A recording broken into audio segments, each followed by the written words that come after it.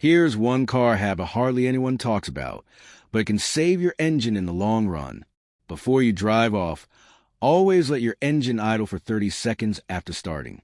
Why? Because when your car sits overnight, the engine oil settles at the bottom.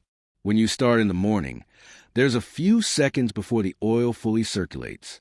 If you hit the gas too soon, you're running metal on metal, and that causes wear and tear over time. Letting your car idle for just 30 seconds warms up the engine oil, protects your pistons and cylinders, extends your engine's life, reduces cold start stress. Bonus tip: in winter, let it run a little longer, around 1 to 2 minutes, so your engine warms up gently. It's free, it's simple, and it could save you thousands in repairs. So next time, don't rush. Start your car, wait 30 seconds, then go.